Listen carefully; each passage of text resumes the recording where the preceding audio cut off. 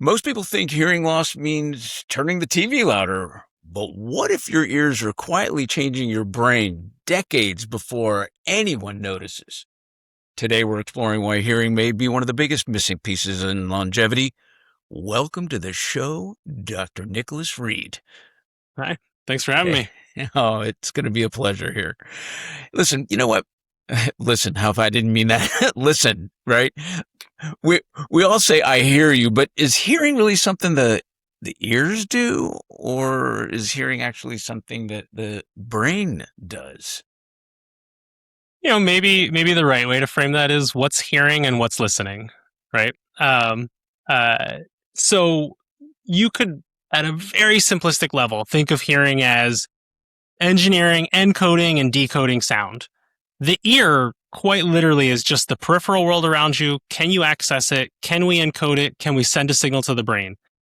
The brain then has to take that signal, layer it on top of everything else that's happening in the world around you, ignore things that are not important, and then at the back end, even add language and meaning to those signals that are speech.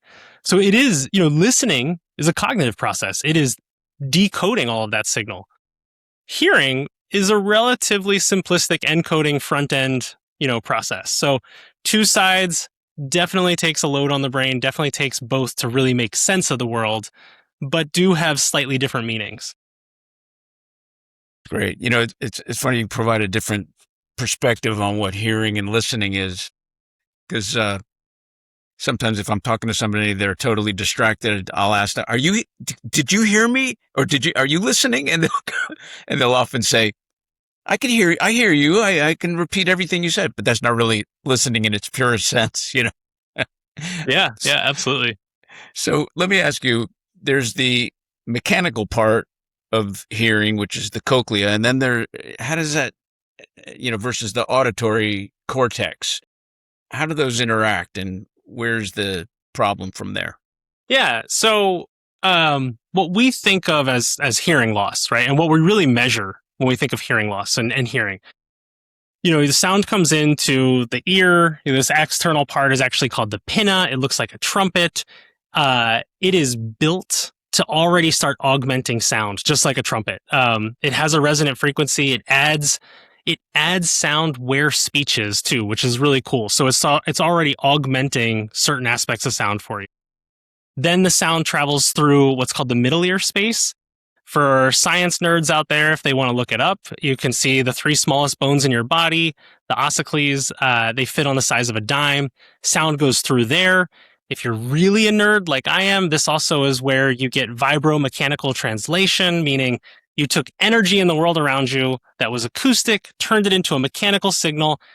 Then it goes to the cochlea, where the cochlea turns it into a neural signal, an electric signal. The cochlea is this little snail-shaped organ in your body.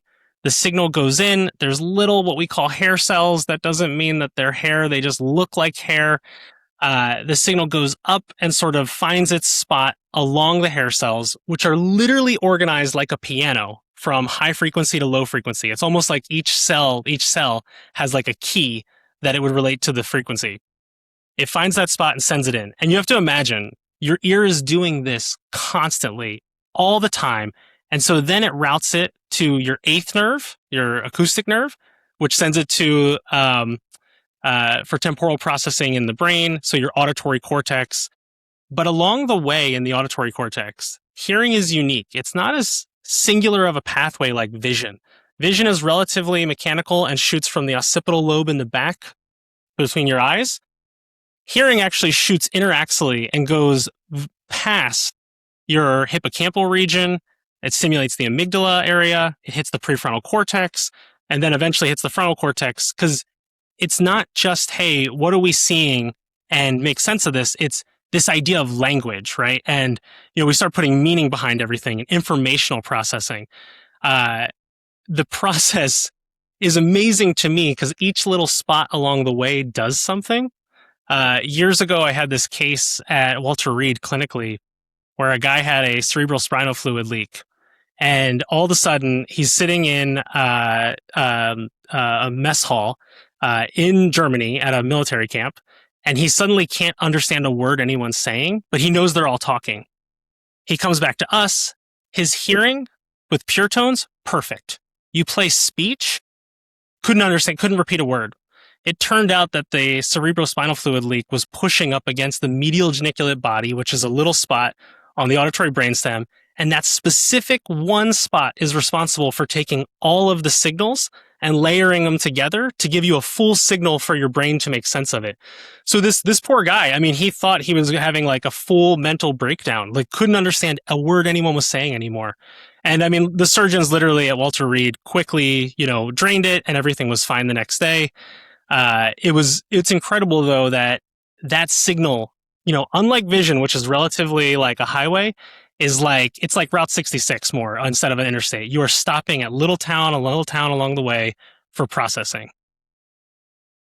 Explain what sensory adaptation is.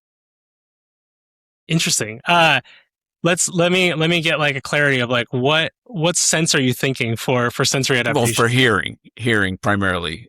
You started to allude to it just a moment ago about the way you're processing information, because your ears are always picking up signals. Yeah. So like adapting, not necessarily aiding or anything, but adapting to the world around you sort of scenario. Yes. Yeah. So, I mean, part of this is happening in your ear is physiologically built. Even in that process with those three small bones in the body, it's built to enhance the very specific frequency region where speech is. So we are literally wired to sort of capture those frequencies. And that already starts to help us with this idea of adaptation, because the world is noisy, right? The world is noisy and we don't want to hear all these noises. Technically, you can hear from 20 to 20,000 hertz at very different thresholds there, very different sensitivity. But speech is around, 500 to 4,000 hertz. And the majority of our everyday life is 250 to 8,000 hertz. And our system is sort of built to process that. Even the cochlea, right? If you were to roll out that snail shape and you had the piano keys, 2/3 of those keys would be dedicated specifically to 250 to 8,000 hertz, even though you can go from 20 to 20,000, which is pretty incredible. So we're anatomically built. So we start to filter without even knowing it. Our system is just built that way. And then adapting the brain, if you actually think about it, it's kind of like the scary house theory. The first time you're in a place, you've never been there before, and let's say you're in this big, haunted mansion type, setting, it's going to scare you. But if you've lived there a while, right, you get used to it and you understand it. And you do the same thing with sound. The first time, you get a new refrigerator and it hums. Yeah, you might notice it for 30 minutes. Your brain is really good at saying, hey, that's not interesting. We'll never pay attention to that again, and letting it go, right? Dripping sinks, same way, right? You start to forget if you have, and actually even think about your own house. Pay attention the next time you do it.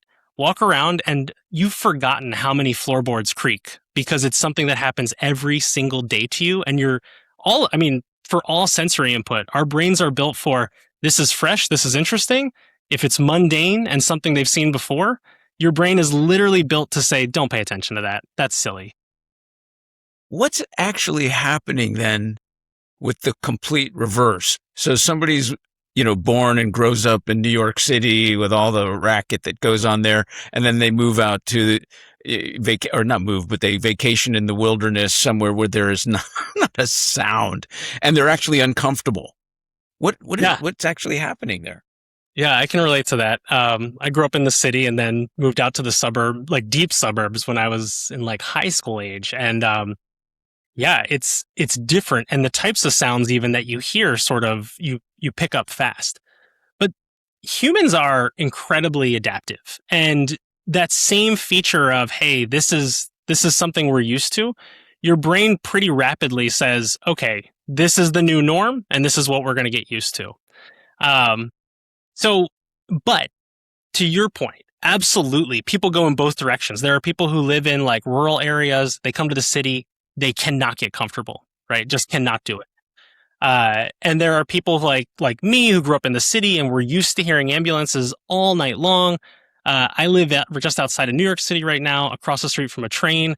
If my parents come visit me, they cannot sleep in our house because a train is going by every 20 minutes and shaking the house. To me, it's like being rocked to sleep. And like, that is my norm. Um, but most people adapt pretty fast. Where this becomes problematic is when you think about this adaptation, I mentioned the auditory signal shoots right by your hippocampal region. And this is why tinnitus, which is that idea of like that psychologic effect to hearing a signal in your brain, a sound, like a buzzing sound, because the auditory system hits right there, and that's where your anxiety, your emotional responses are built. There are some theories that sound takes a little bit of a different adaptation process, and it can create anxiety because the signal goes through that spot and sort of stimulates that area. Similar to people talk about olfaction and memory, like sense of smell and memory.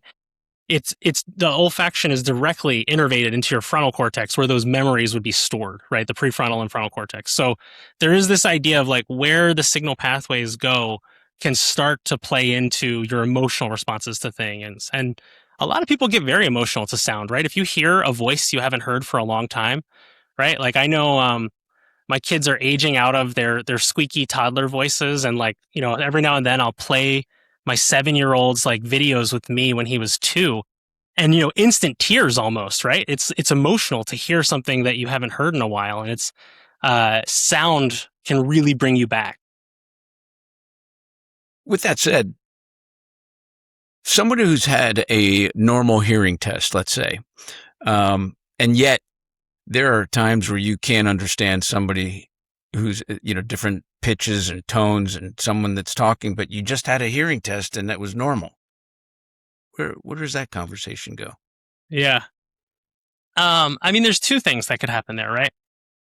One, I am an audiologist clinically, but my PhD is actually epidemiology. I'm a public health person. I've lived in public health the majority of my academic career. That's where most of my research is.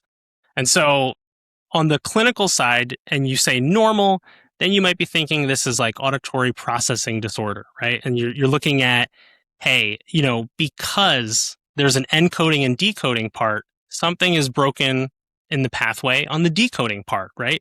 And there's something about, the processing of sound in the brain that we're unable to maybe separate signals. We're having trouble with background noise. We're having trouble with temporality of sound, something moving too fast, too slow. We hit those kinds of issues. And when that comes up, sometimes a little bit of a signal boost might help somebody with normal hearing. But I also then, as an epidemiology person, might say, well, define normal, because every clinician out there has their own definition of it. And they might think, here's the thresholds, right? And we may even have sort of, let's say, 20 decibels as a threshold being normal across the frequencies. But one clinician might say, well, you've fallen out of 20 decibels at 6,000 hertz, so now you're abnormal. Whereas another clinician might define that as you have to be beyond it at all frequencies. And it's not as standardized when we think about diagnostics. And so it actually becomes that clinical profile of somebody to define. So it gets a little bit difficult. And then the other thing I'll put in here, which combines both, is we have defined, and this is true for most areas of healthcare, right? We define things based off of thresholds of where you are relative to everyone else. Meaning we've taken the audiogram, which is the graphical way to think about hearing, and we've set a threshold and said, this is normal. But what if you started just below that, right? And you've been living at that spot for sensory input your whole life. I'll literally use a real example. My longtime mentor, he's an otolaryngologist, surgeon, and public health researcher. He's 10 years older than me. And we, obviously, two hearing researchers, we test our hearing all the time.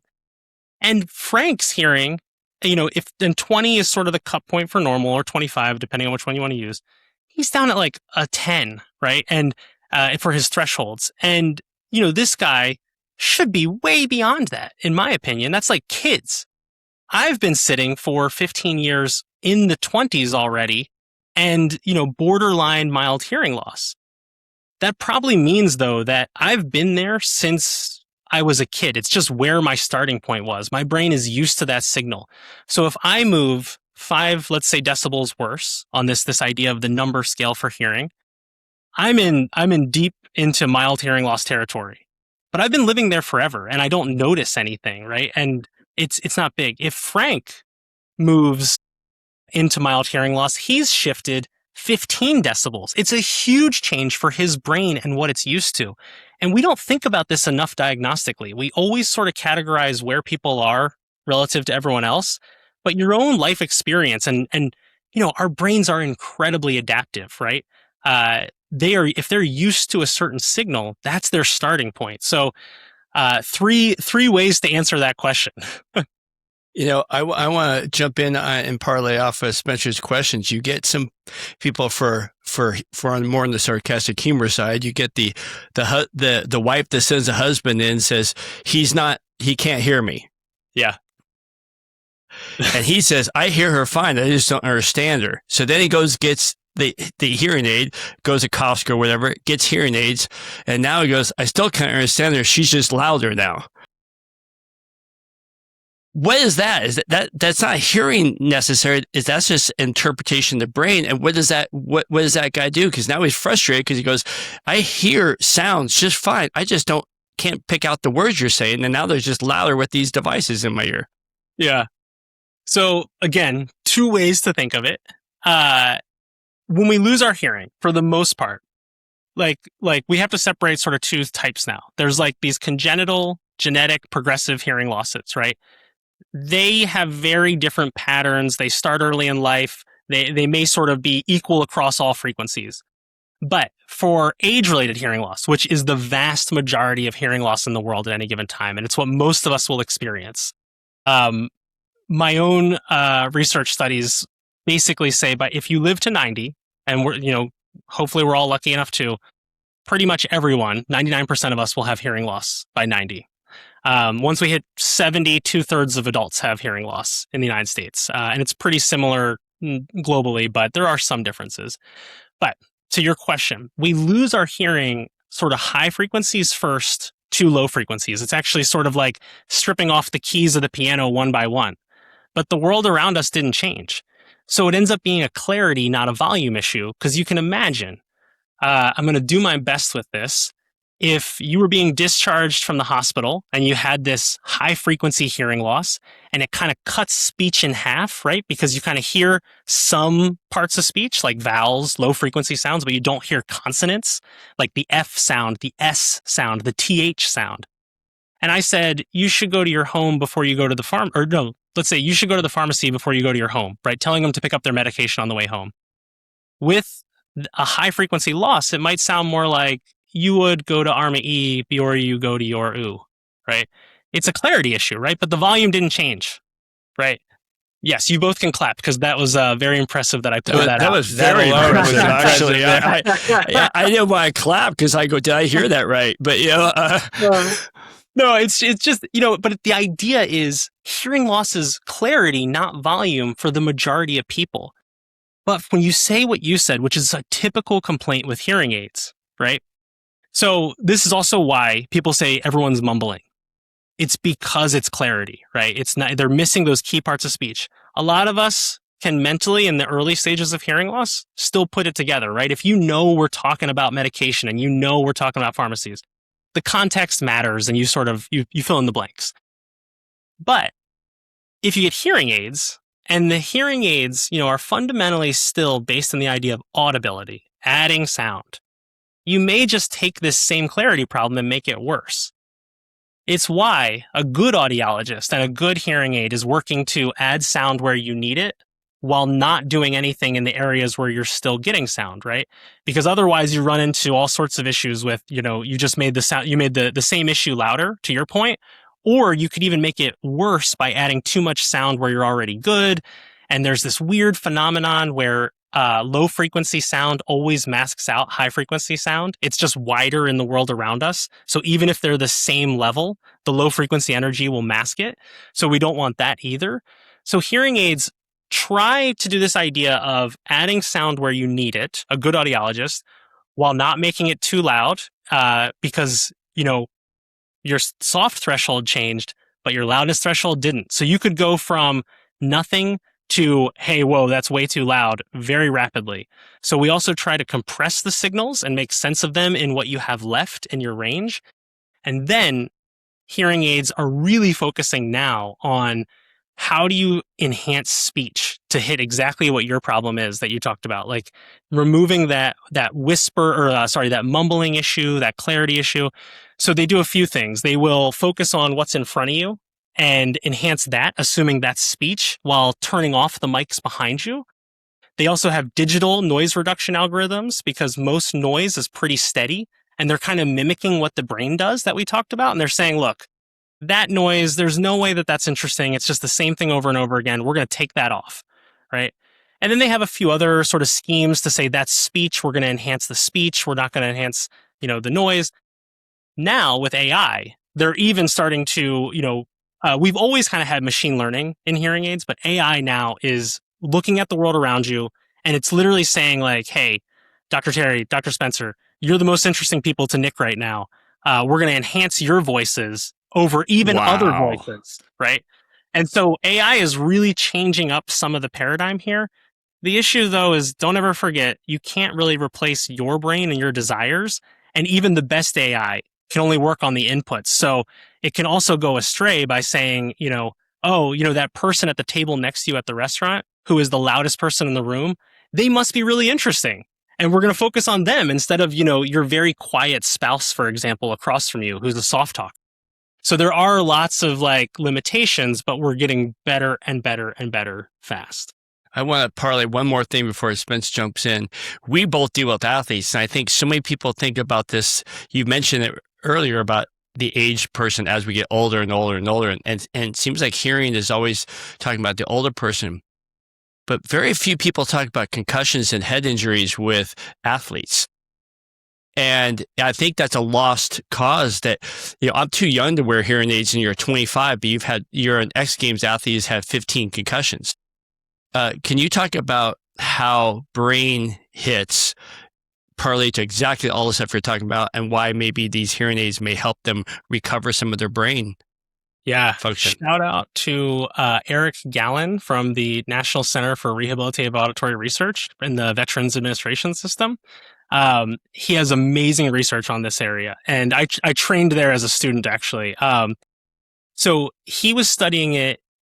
It turns out concussions, very similar to blast exposure, right? Very similar mechanisms of the way the brain is literally being jostled, right? And, bumping around inside your skull. And so he started studying blast exposed veterans, coming back from theater, coming back from war. And then they have completely normal, right? Pure tones, right? So that idea of hear a tone, raise your hand, right? The ear, that cochlea, is working fine at encoding the signal. But when you start to play speech and noise, right, they start to struggle more than they should, given their hearing loss and given their age, right? And if you play degraded speech on purpose, which most of the world around us, unfortunately, is not perfect, right? Most of the world has really poor signals, competing noise, competing interests. It turns out they do worse. And so his team really exposed this sort of higher rates of auditory processing disorder due to blast exposure, and concussion models would show the same thing. There's been some limited work on basically low gain hearing aids for that group that show strong efficacy, really strong signals of improvement. And a lot of it is what we just sort of hit on is it's not that the hearing aids make things louder, it's that they're doing their best to make things clearer and enhance the signal. This idea of signal to noise ratio is that is the golden thing for audiology, right? If the signal of interest versus the background noise, how wide can we make that ratio? And so it turns out if you make that ratio a little bit wider with even just the tech we currently have, or there's something, there's sort of augmentive tech things called remote microphones, where the hearing aid can be directly streamed via, a Bluetooth enabled microphone. So if you're at a restaurant, you could clip it to your lapel and then I would hear you very directly. And that's actually the best signal you can get. It's very similar to what we do for children with hearing loss in the public systems, right? An FM system for direct signal where the teacher wears a microphone on their neck or as a necklace.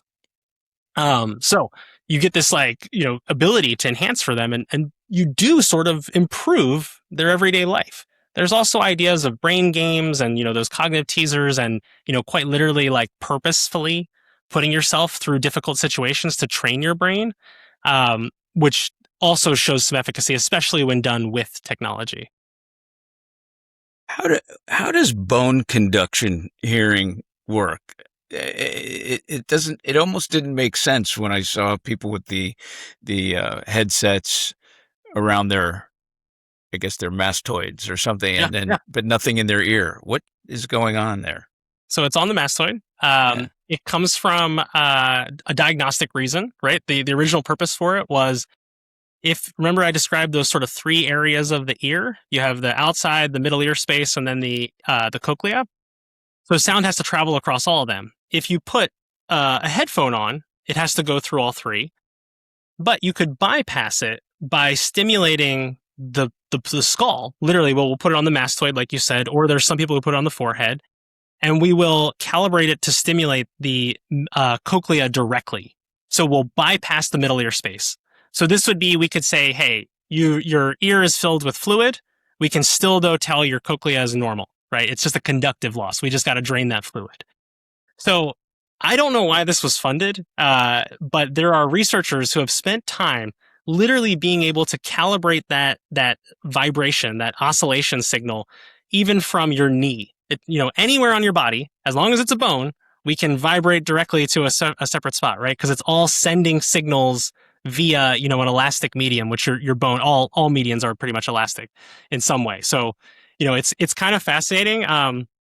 Very similar in a real world example would be if you've ever been on the ice during wintertime and you've thrown a rock and you'll hear that like weird, like vibration sound, like warping sounds, right? That's the auditory signals shooting out through the ice. So we can do the same thing in our bones. Fascinating. Yeah. Thanks for the explanation. Yeah. So traditionally, blood pressure has been a vital sign that we use for cardiovascular status, but could hearing eventually become another vital sign for brain health? Yeah. When I was at Johns Hopkins, we had a sort of a campaign to really push hearing to have a vital sign. Because part of the problem is, to have a vital sign, you have to have a number, right? And we don't really have a number, right? The way we talk about hearing loss is it's there, it's not there, right? It's just this like sort of black and white category. And even when we put categories on top of it, like, oh, you have slight hearing loss, you have mild hearing loss, you have moderate hearing loss. Nobody knows what those mean, right? And you could sit within mild hearing loss. Remember, like I was even talking about where your baseline is versus where you go. You could sit in mild hearing loss for 2 decades and move all the way from the beginning to the end of it, and you've had a huge shift, but your doctor might still be saying you have mild loss. So a researcher named Franklin and myself, and then now it's been, the mantle has been taken up by Jennifer Deal, who's a very close colleague of ours. We all represent different layers of expertise. One's an otolaryngologist, one's an audiologist, one's a pure epidemiologist. I would call myself more of a hybrid epi-light person. We focused on this idea of the pure tone average, which is what the World Health Organization uses to define sort of, cut points for hearing loss. And what this is it's if you go do the hearing test, right, and we get the lowest threshold you can hear sound at different frequencies, we'll take an average of the frequencies at 500 hertz, 1000 hertz, 2000 hertz, and 4000 hertz, which roughly approximates where you hear speech and can repeat it back to us. So it roughly gives you about the spot where you're able to understand speech, right? Based off of your hearing. Not thinking about background noise, not thinking about the world around us, but just in a quiet environment. So that number that at Hopkins we called the hearing number, it starts to put some meaning on this idea, right? And it literally can go from 0 to 100. It is a logarithmic scale, so it could go below 0 to -10 would be about the lowest you could get, 110 the highest, based off of the equipment parameters we have. But it shoots in a linear direction, higher is worse. It starts to make you more intimate with the idea of a vital sign. So I think our first step is we need a universal vital sign that's agreed upon, and then it helps people really understand how their hearing is changing, right? I went from a 30 to a 31 to a 32. Whereas all of that would just be mild hearing loss if we were just talking in big categories, right? Or someone like, they started at 0 and they're, suddenly at 20, 25. That's a huge jump, but technically we wouldn't call that hearing loss. And, based off of our current standards. To hit the back end of your question, do I want it to become a vital sign? Yeah. I think I want it to be a vital sign for more of the purpose that I think it creates action when people are able to understand something. Blood pressure is a great example. In the 80s, we were putting blood pressure cuffs in all of the grocery stores, right? All of us can remember, going to a grocery store and like as a kid playing with it while your parents filled a prescription. But that actually had a huge effect off of people's sort of public health intimacy with hypertension and cardiovascular disease. And it increased awareness, increased help-seeking behaviors, and changed the fundamental health of the nation. And so I think, from a public health standpoint, absolutely, I would love to see a vital sign. So are they testing here? I mean, are we, what age should you be testing whether you have hearing loss or not? Or, we go to the dentist when we're young. We go, how do we handle hearing? So, if you want the nerdy sort of public health answer, there is not a defined age for this. A few years ago, the U.S. Preventive Services Task Force actually analyzed, should everybody 50 years and older get a screening for hearing loss? And they gave it an I, which means basically incomplete, right? We don't know. And it's because there's sort of gaps in the knowledge, right? Getting a hearing aid won't guarantee everything gets better, for example. And there's some people who may not benefit from a hearing aid depending on where their hearing loss is. And because we don't have those strong, defined diagnostic cut points, it creates some murkiness in the water. And it actually, from their perspective, from a public health perspective, it's risk, right? If we screen everybody and start saying, hey, you all have hearing loss, and then they go spend $2,000, $3,000, $4,000 on a hearing aid, even a low end one, $500, but they don't benefit from it, that's true financial harm caused to people, right? So it hits this incomplete. If you're thinking more about just like, the clinical gestalt, by the time we hit 60, half of all Americans over 60 have a hearing loss. So that's sort of the cut point where it starts to really hit our predefined thresholds. And so I've always sort of told people like, look, what's the problem within your 40s or 50s just getting that first test? It's not going to change rapidly. If it is changing rapidly, you'll notice, right? Hearing loss is slow. It's insidious. It kind of creeps up on us. It's why it's easy to ignore for a long time. But just get intimate with it and do a first one in your 40s or 50s. And then when we actually hit our 60s, we should be going on a regular, basis, maybe 2, 3, 4, 5-year intervals. Eventually you're going to hit, we want to monitor this every year, but that's more of now we're getting into like the really finite regions of like, if we're programming your hearing aid, for example, we want to make sure it's always programmed to your exact hearing loss. All right. I remember as a kid, hang on, Terry. So I remember as a kid, which was, I'm 65. So, that they did do hearing tests in elementary school. Right. Right. They don't do it anymore, I don't think. No, I just realized that. I never thought about that. They did that when you were young. And I thought my hearing was fantastic until I started listening to rock music at the decibels that were not normal. So I wonder if that, had an effect on what I can or can't hear today. But why did they stop doing it in elementary school? It still actually happens for the most part. It has been sort of cut in some spots. So there's this really strange paradox with audiology. When it comes to public health, when you think about pediatric, audiology is actually one of the most forward-thinking fields. In the 60s, we had public health centers at where I did most of my research career before moving on. At Johns Hopkins, we had a Center for Pediatric Hearing Loss in the Department of Epidemiology. And, they focused so much, included many of our ideas of the cut points for where hearing loss is are based off of kids and acquiring language, right? And then educational outcomes. And so they studied this so deeply and they looked at it as, hey, we know if we intervene early, the brain adapts early. The cochlear implant researchers, which is a surgical prosthetic, we can talk about that. It does a different thing with hearing loss.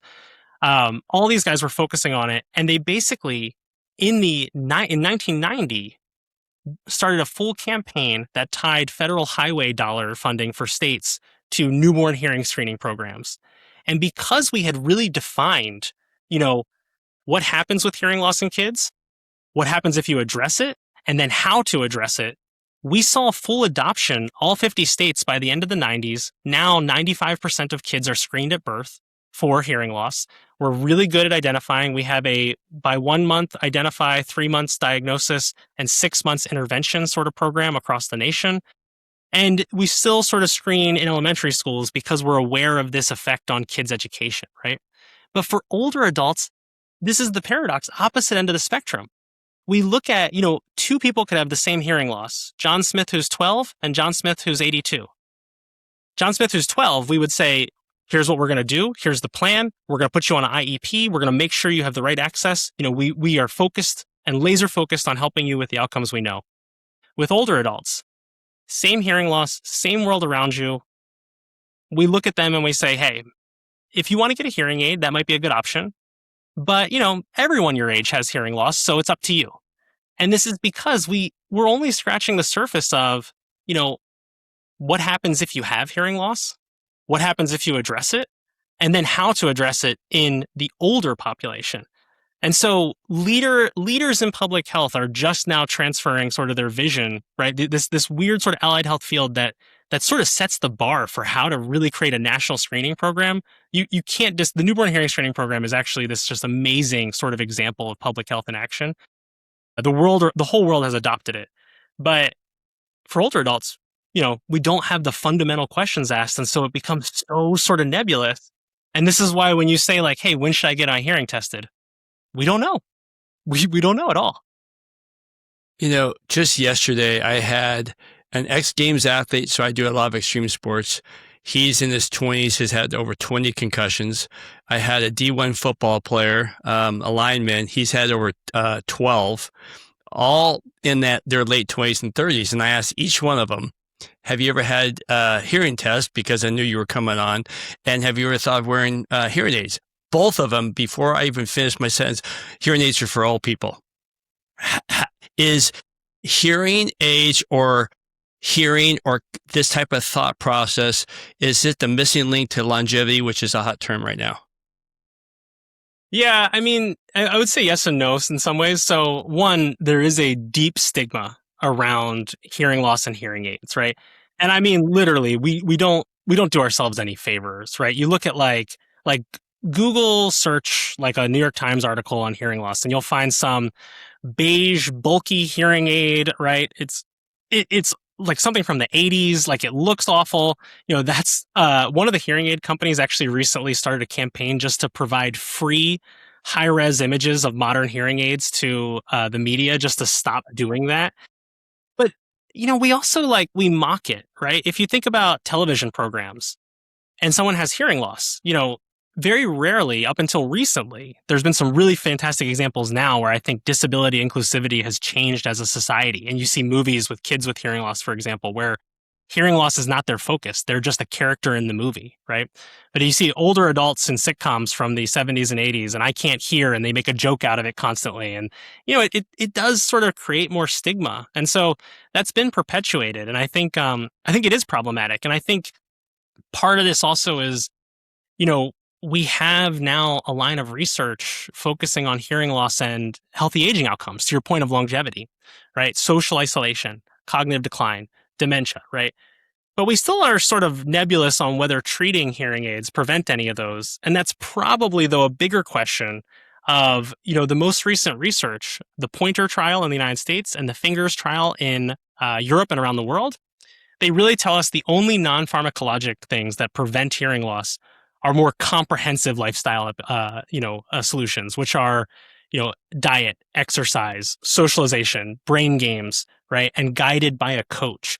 They're sort of reframing the concept of, all of these things can be individually associated with dementia, but the thing that really delays and prevents it is when you take a comprehensive lifestyle approach, because you don't know. When you see population level data and you see coffee increases your risk by 46% of hypertension, you don't know if that's true for you. You as an N of 1, your risk is 0 or 100% of that outcome. There is no in between for you. And so even physicians, even the smartest people in the world who do not do a good job of, hey, that number was statistical at a population and is a mean and does not translate down to my individual experience necessarily. It may increase my risk, but I don't know which is true of where I'll go with it. And so when I think of hearing care and longevity and the way you put it, my personal sort of thought process is hearing care, our sensory input is vital to our brain, right? The brain is sitting there and it wants it to interact with the world. And the only way it can is through proprioception, olfaction, vision, hearing, and hearing never turns off. You can't turn it off. You can't, you can ignore things, but you can't turn it off. You could stop your smell. You could close your eyes. You could not touch things, but hearing is constant. When we think about the brain, that input is vital to then creating our interaction with the world around us.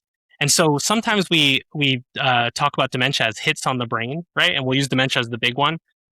Cardiovascular, hit to the brain, right? You're not getting as much blood flow. You're not getting the oxygen. You're not getting what you need. APOE and other genetic markers, Alzheimer's, hit to the brain, right? Lewy body, hit to the brain. So 2 hits.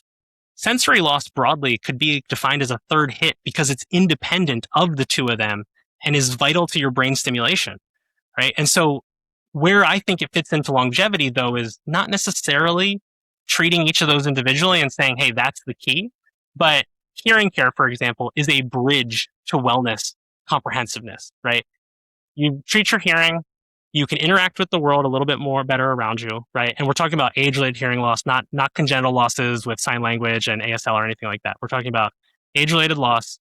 You get back that communication. You get back your social, your loneliness. It helps with mental health and depression.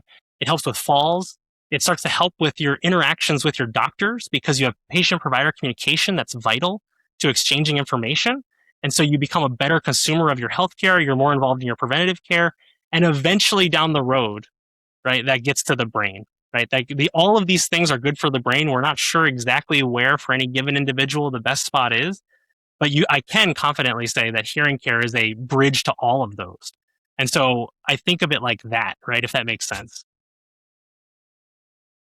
Dr. Nick, let me ask you a quick question, and then I got a more extended question for you. How do you test an infant their hearing? They can't say, "Oh, I hear that." Yeah.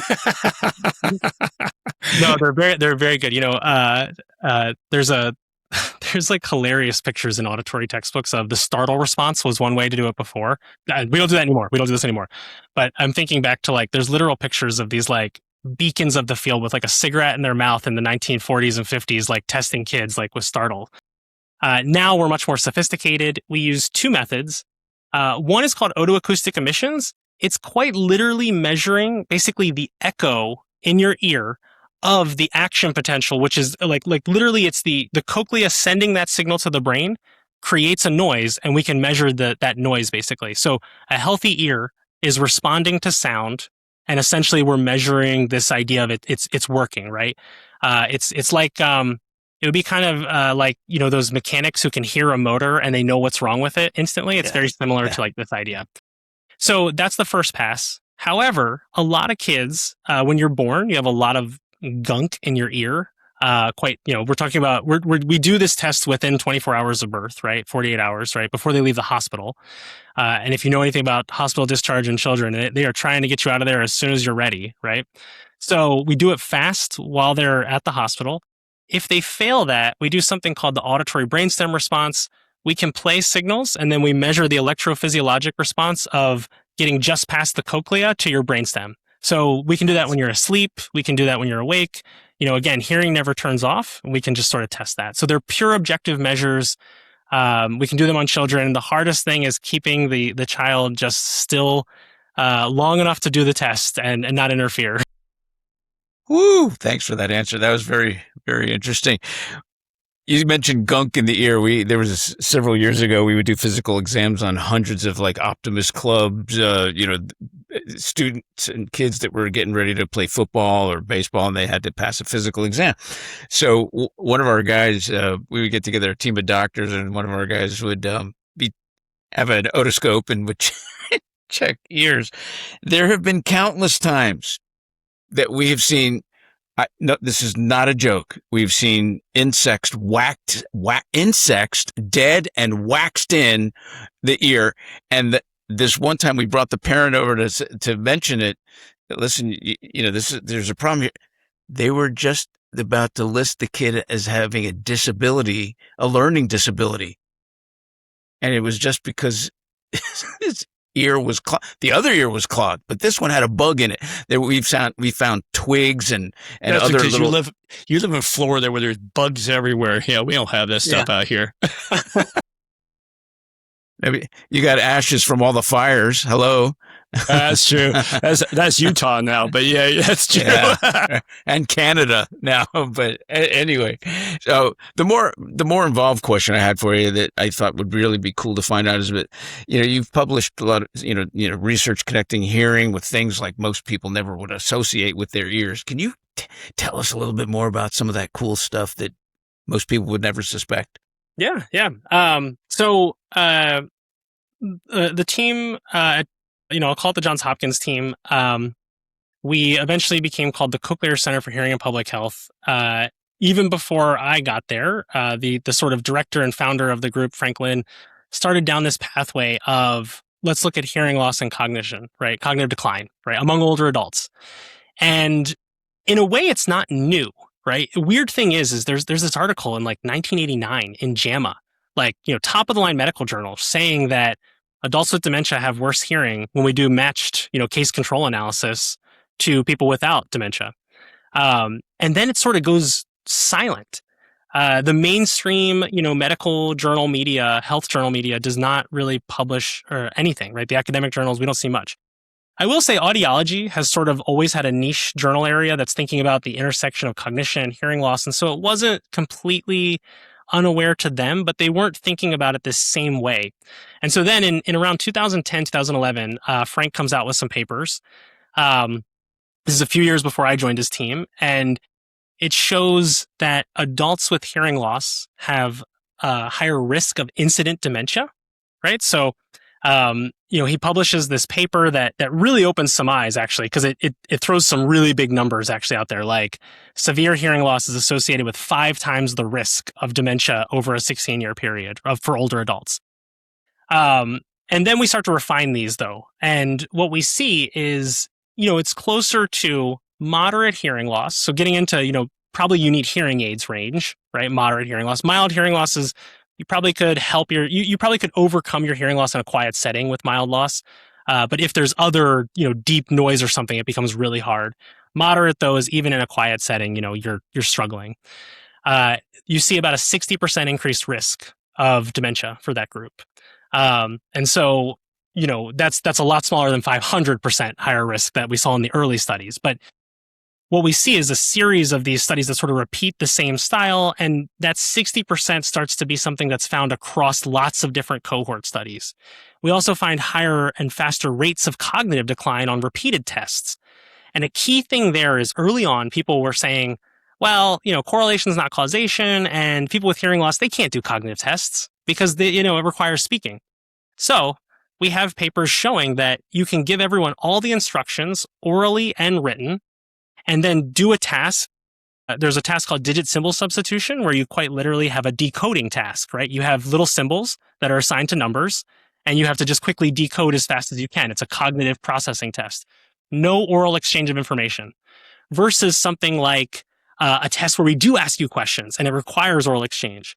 And yes, on both of them, people with hearing loss decline at faster rates relative to people without hearing loss, independent of other risk factors.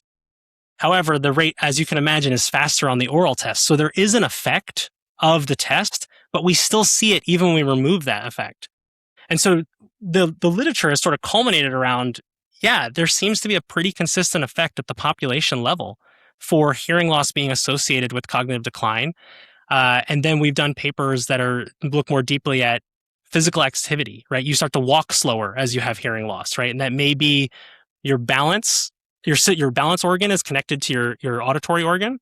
And so maybe there's a little bit there that we haven't been able to really measure in the studies, but also you're listening to the world around you all the time, right? That is like a evolutionary system for us, right? We are keened into what we cannot see for risks, right? And when you're walking, you're thinking about those risks of what's around you, right? You're listening. If you're on the streets of New York City, where I am, you're listening to what's happening behind you, what's happening beside you, other people. If someone's running up, you need to get out of the way. So it's quite literally important. So we see they start to slow, their physical activity declines, they have higher risks of falls. And then, one of my two deeper areas are we see strong associations with social isolation, which social isolation by some accounts is actually the largest expenditure for Medicare. It's got one of the highest, deepest relationships with, dementia. We are not meant to be socially isolated creatures. There's even work that shows independent of physical activity, adults who are socially isolated have biologic changes to their inflammatory systems. And then this patient-provider communication thing I mentioned. I've done a deep body of literature that shows adults with hearing loss, independent of anything else, spend more on their healthcare, are more likely to have higher rates of hospitalization, higher risk of being readmitted within 30 days for the same thing, longer hospital stays by 2.5 days on average, but also are just less satisfied with healthcare and are more likely to sort of lose their primary care physician for no other reason and not seek care when they need it. And we actually have done some work that shows it has nothing to do with their own sort of attitudes and beliefs. If you ask older adults, do you keep it to yourself when you feel sick? No difference from anyone else when it comes to hearing loss. But if you ask that same cohort the question, do you go to the doctor when you feel sick? Or do you delay seeing the doctor when you feel sick? They're much more likely to say, no, they don't go to the doctor, and yes, they delay seeing the doctor. Meaning that there's something about the healthcare system where they're losing faith, and it's probably patient-provider communication. And this is a huge I think, not to use sort of a disability insensitive term, but this is a blind spot to our system. When we talk about patient-provider communication as key to healthcare, we often are talking about the jargon we use, right? The actual vocabulary we use. But what about just access to communication via hearing loss? We have ignored that almost completely, right? So along this spectrum, hearing can relate to so many different areas of healthy aging. The dementia one gets the most attention. I got to get hearing aids. But, actually, to your point, we've done trials, randomized control trials, 1,000 person, and we've looked at whether or not hearing aids delay cognitive decline. And in a 1,000 person clinical trial over 3 years, best practice hearing care actually is not associated with a difference. But there's a really interesting sub-finding in that trial that a high-risk group, meaning a less healthy group of volunteers, who were actually recruited from a very different source population. They had been in an epidemiology of aging study for almost 30 years already before they joined the trial. And they came in with worse cognitive scores, more likely to have cardiovascular disease, much poorer education levels. So they're very high risk for cognitive decline. They see over 3 years a 48% reduction in cognitive decline. Does that mean that you have to be high risk to benefit from hearing aids? Absolutely not. What it probably is telling us is that most trials of older adults suffer from healthy volunteer effects, meaning all these, who's going to join a trial in their 70s, right? Not people who are going to get dementia, right? They are wealthy, they have the network, they have the connections to do it. And so when we recruited de novo from the community, that group doesn't change over 3 years because cognition changes slow and insidiously. Whereas the other group, we seem to measure some effect. And, we have to treat science as sort of the truth.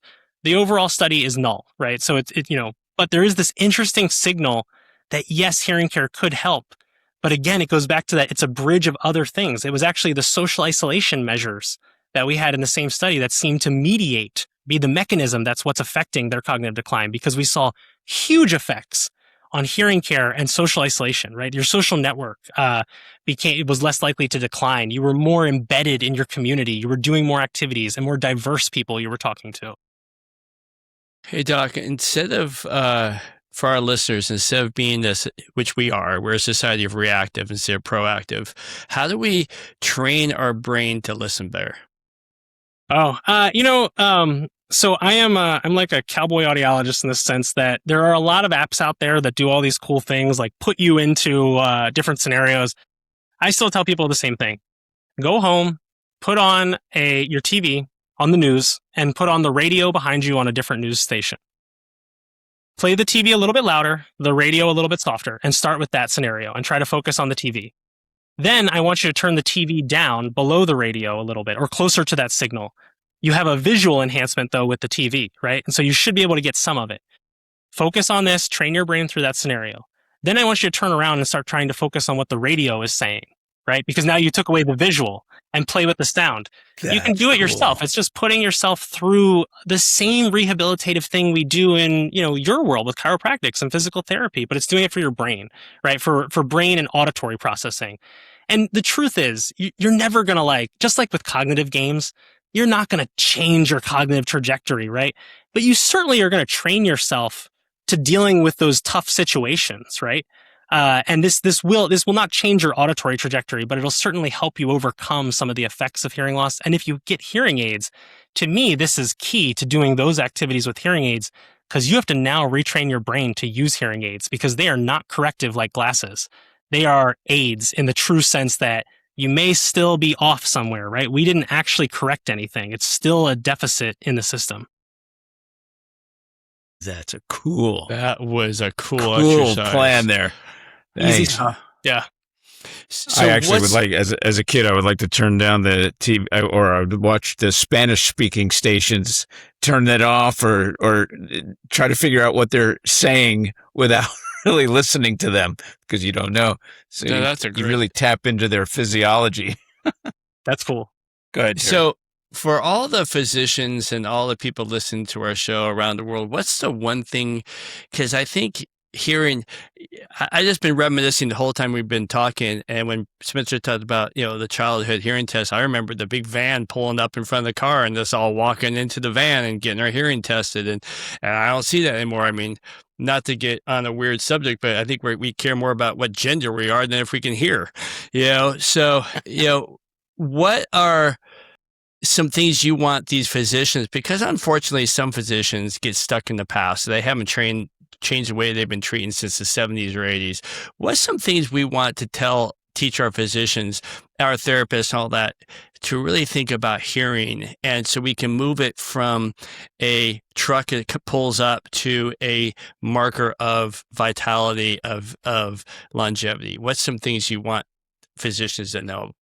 I mean, I think for that perspective, it's reframing their attitudes towards hearing loss, right? Like we need to get rid of this thing where it's like, oh, well, our perception of hearing loss is sort of this, it's certainly going to happen, right? It's a concept of aging, right? Everybody sort of gets it, but hey, it's normal for your age and it's relatively benign.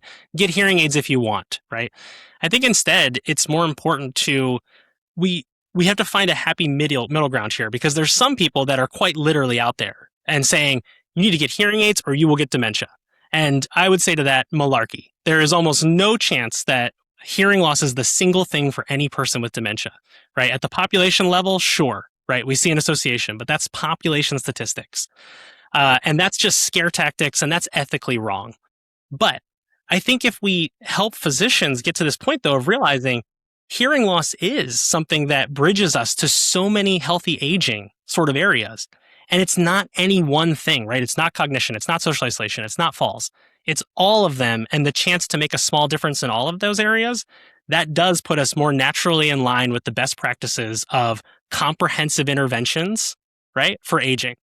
And I think just changing that attitude towards, hey, it's not about scare tactics, and it's not about ignoring it because everybody has it. There is a happy middle ground that sensory input is vital to the brain for sort of comprehensive lifestyle approaches. That awareness would change the entire paradigm in some ways, because then we may get real screening for hearing loss instead of, right now the compliance with Medicare for your annual visit, which has hearing on it, is, hey, do you have hearing loss or not? And everybody says no. Why are they even thinking about that at their primary care physician, right? Or they do this. They rub their fingers next to your ear, and that's completely uncalibrated, completely unstandardized. Who knows what that's detecting, right? And so I think changing attitudes will eventually change sort of actual standardization of testing, actual standardization of screening. But it does start with that sort of motivation and understanding. If we're thinking about COM-B health behavior change, we really have to start at the basic level of informational exchanges. I have one more question before we go into you, Spence. You mentioned AI and hearing aids. Where do you see hearing aids in the next 1 to 2 years? How different they're going to be with the introduction of AI? I was doing Doctor's Radio on Sirius XM the other day, literally yesterday before this recording, and somebody called in and they were like, how do I tell when technology is really improving, right? Because everyone's gaming the system, just like with cars, right? What's a real generational change versus just, an incremental change, right? What's a real feature? And the truth is, we don't know anymore. We've hit a point where every quarter something's being released that is actually a huge deal. I remember 2 years ago, about a year and a half ago now, I was at one of the manufacturer's headquarters and they gave me a sneak peek of some of the first AI hearing aids. And I literally was like, this is going to change the entire field. They played a background noise so loud that I couldn't hear normally a person 2 feet away from me. And then they activated and turned on those AI hearing aids and I could hear this person perfectly clear walking around me in a circle, despite my normal hearing. So it will fundamentally change things. However, I actually would put some caution on putting too much faith in the AI system right now.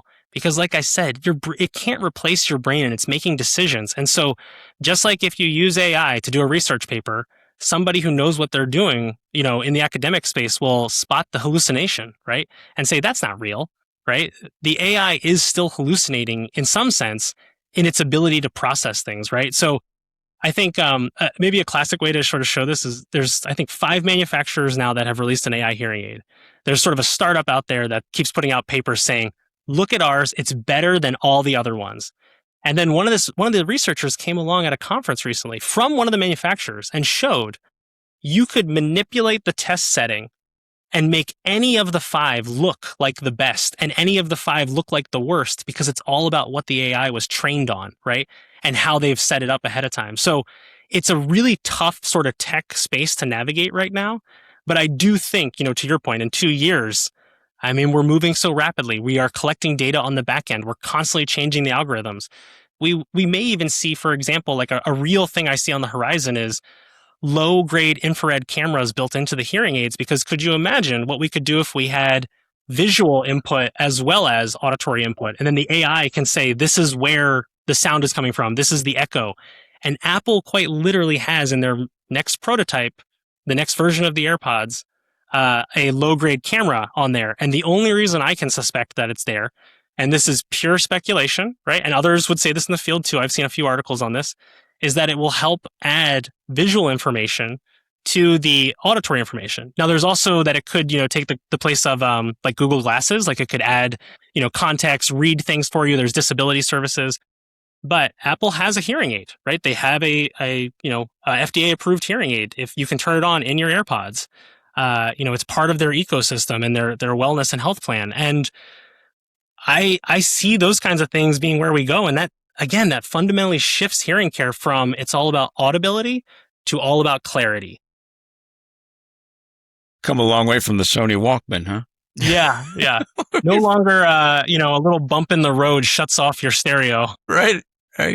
Well, it's fascinating. My kid bought me the little Bose sound system that I can listen to music when I train, and the background music is so loud that if I put my finger on the earbud, it shuts out the background music and you can hear yours crystal clear. It's fascinating. Anyway, we're going to jump into our rapid fire questions, which could be a challenge for you because your answers are very, very, very well said. But I'm an academic through and through. I'm sorry. Even now, no, it's fantastic. They're really interesting. Corporate now, and like those guys want to murder me for my answers because corporate people they do not want a 2-minute, 3-minute answer. All right, here we go. It's question number 1, if you're ready, Doc. Here it is. What's one hearing myth you wish would disappear forever? That age-related hearing loss is benign. Nice. Oh, you're doing well. All right. Question number 2. The corporate world's got to them. Yeah. Right. We're talking in sound bites now. All right. So question number 2. What's one sound everyone should protect but rarely thinks about? Ooh, One sound everyone should protect that rarely thinks about. Ooh, lawnmower and like lawn equipment. No Super kidding. loud.